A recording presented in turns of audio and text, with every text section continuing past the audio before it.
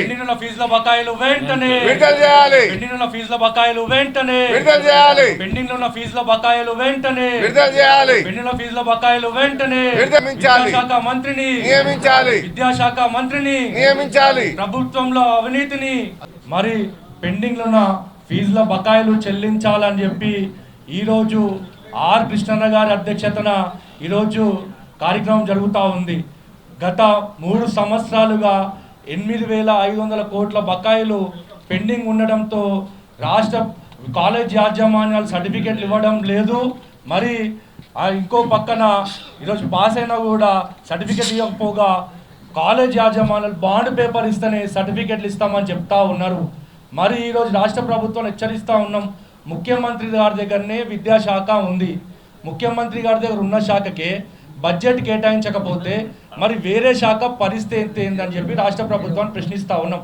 ఈరోజు అడ్డగోలుగా ఇంజనీరింగ్ ఫీజులు పెంచుకుంటూ పోతూ ఉన్నారు.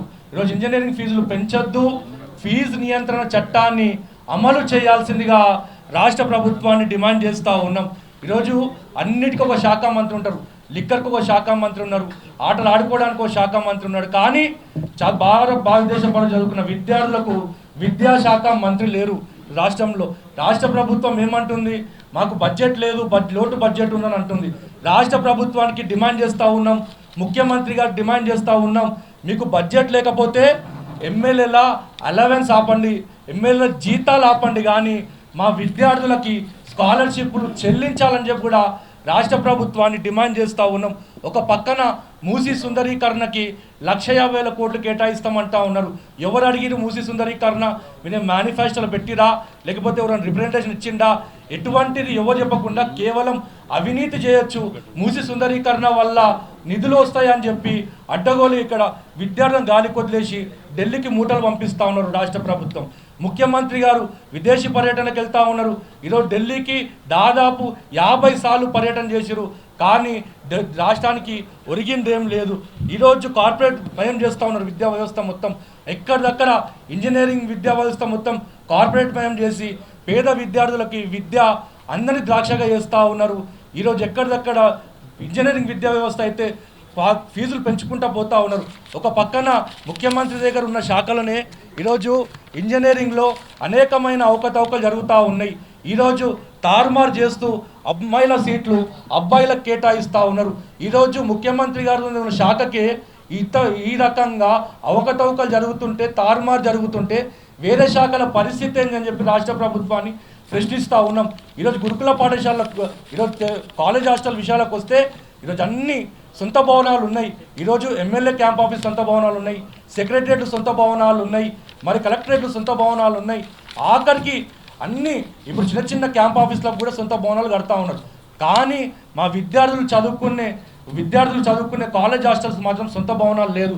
రేపో మాపో బిల్డింగ్ ఓనర్లు తాళాలు వేస్తామంటుంటే కృష్ణన్న గారు ఓనర్లకు ఫోన్ చేసి పిల్లల భవిష్యత్ దెబ్బతింటుంది, పిల్లలకు ఎగ్జామ్స్ ఉన్నాయి అని చెప్పి ఈరోజు ఎంతవరకు అని నచ్చచెప్తా ఉన్నారు. రాష్ట్ర ప్రభుత్వాన్ని ప్రశ్నిస్తూ ఉన్నాం.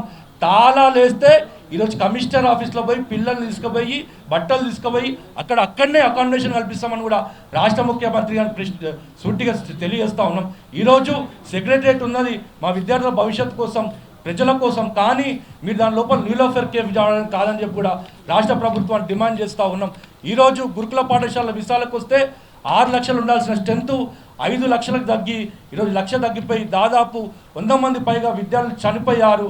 1000 మందికి పైన విద్యార్థులు అస్వస్థ గురి హాస్పిటల్ పారారు గత సంవత్సరం.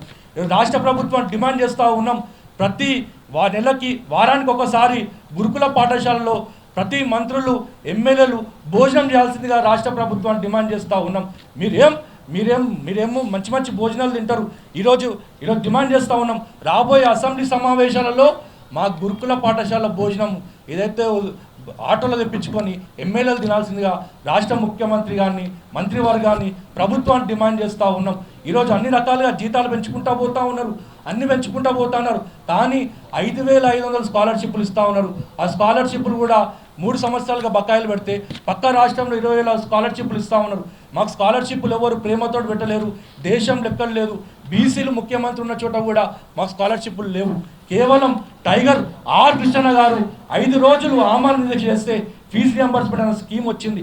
ఆ ఫీజు రియంబర్స్మెంట్ స్కీమ్ ద్వారా తోపుడు బండి వాళ్ళ పిల్లలు, రిక్షా కార్మికుడు వాళ్ళ పిల్లలు, అనేకమైన పిల్లలు చదువుకొని ఈరోజు ఇంజనీరింగ్, మెడిసిన్ చదివి అమెరికాలో స్థిరపడతా ఉన్నారంటే దానికి కారణం ఆర్ కృష్ణ గారి పోరాటం అని చెప్పి తెలియజేస్తా ఉన్నాం. ఈరోజు ఈ బీసీలు చదువుకుంటారా? ఈ బీసీలు బాగుపడతారా? ఈ బీసీలు అనగారిన వర్గాలు విదేశాలకు పోతారా? చదువుకుంటారా అనే కుట్రతోటి ఈరోజు కేవలం అనగదొక్కడానికి ఈరోజు రాష్ట్ర ప్రభుత్వం స్కాలర్షిప్లు ఇవ్వడం లేదు. వీళ్ళు బీసీలు వీళ్ళు ఇస్త్రీ పని వేసుకోవాలి, వీళ్ళు బట్టల పని వేసుకోవాలి, వీళ్ళు రాయి కొట్టోళ్ళు రాయి పని వేసుకోవాలని చెప్పి రాష్ట్ర ప్రభుత్వం కుట్ర చేసి విద్యార్థులను స్కాలర్షిప్లు ఇవ్వకుండా కుట్ర చేస్తూ ఉన్నారు. రాష్ట్ర ప్రభుత్వానికి హెచ్చరిస్తూ ఉన్నాం, మాకు స్కాలర్షిప్లు ఆర్ కృష్ణ గారు అనేకమైన పోరాటాలతోటి మిలిటెంట్ తరహా ఉద్యమాలు చేసి బస్సులు హైజాక్ చేసి ఉస్మాన్ యూనివర్సిటీ నుంచి తీసుకొచ్చి అసెంబ్లీ మీద తుక్కు దాడి చేసి మరి అనేకమైన స్కీములు తెచ్చి ఇచ్చిండు ఆర్ కృష్ణ. ఆ స్కీమ్ల ద్వారా ఈరోజు గురుకుల పాఠశాల కావచ్చు, మరి అనేకమైన బీసీ రిజర్వేషన్లు కావచ్చు, ఇది అనేకమైన బెనిఫిట్స్ పొందుతూ ఉన్నారు. ఈరోజు కుట్ర చేసి కేవలం కమిషన్లు వచ్చే వాటికి మాత్రం ఈరోజు నిధులు కేటాయిస్తారు, 20,000 కమిషన్లు తీసుకుంటా ఉన్నారు. రాష్ట్ర ప్రభుత్వాన్ని హెచ్చరిస్తూ ఉన్నాం. ముఖ్యంగా మళ్ళీ బట్టి విక్రమార్క డిమాండ్ చేస్తూ ఉన్నాం, మీరు అణగారిన వర్గాలకు చెందిన వ్యక్తి, మీరు ఆర్థిక శాఖ మంత్రిగా ఉంటే మాకు జరుగుతున్న న్యాయం జరుగుతుంది అనుకున్నాం. కానీ ఈ విధంగా అన్యాయం చేసుకుంటూ మీరు కేవలం మొన్న నిజాం కాలేజ్ కాడికి వస్తే నిజాం కాలేజ్ విద్యార్థుల ముందరనే మీరు ఏమన్నారు, మేము స్కాలర్షిప్లు చెల్లిస్తామన్నారు. ఆ రోజే పంచవడదీద్దాం అనుకున్నామన్నా, కానీ ఇస్తామని చెప్పినారు. కాకపోతే మన అనగారిన వర్గాల బిడ్డ కదా, సరే అని ఒప్పుకున్నామని అంటున్నారు. ఇప్పటి నుంచి మీరు ఏదైనా యూనివర్సిటీ అడుగు పెట్టండి, పిల్లలు సిద్ధంగా ఉన్నారు మీ పంచలు ఉడదీయడానికి. ఎందుకంటే మేము ఏం అడుగుతున్నాం, మీ ఆస్తుల వాట అడుగుతున్నామా, లేకపోతే మేము సొంత మేము అడుగుతున్నామా? కేవలం చదువుకుంటాం, స్కాలర్షిప్లు ఇవ్వండి అంటే మీకు వచ్చిన బాధ ఏంది? మీరు ఇంట్లోకి వెళ్ళి ఇస్తురా, లేకపోతే మీరు ఆస్తులను మంచి ఇస్తురా?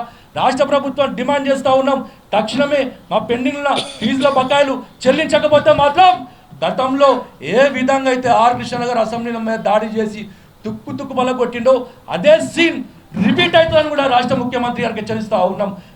మంత్రులు ఎట్లా తిరుగుతారో చూస్తాం, ముఖ్యమంత్రి ఎట్లా తిరుగుతారో చూస్తాం, ఎమ్మెల్యే ఎట్లా తిరుగుతారో చూస్తాం, ఎక్కడిదక్కడ గెరావ్ చేస్తాం, ఎమ్మెల్యేలని మంత్రులను గెరావ్ చేస్తాం, శాంతియుతంగా చేస్తున్నాం, ప్రజాస్వామ్యబద్ధంగా చేస్తున్నాం. అంటే ఈరోజు కృష్ణ గారు గౌతమ్ బుద్ధుడు పుట్టిన దేశం, ఇది స్వామి వివేకానంద పుట్టిన దేశం, మనం ప్రజాస్వామ్యబద్ధంగా చేయాలి, శాంతియుతంగా చేయాలని చెప్పి ఒక పక్కన కృష్ణ చేస్తాను.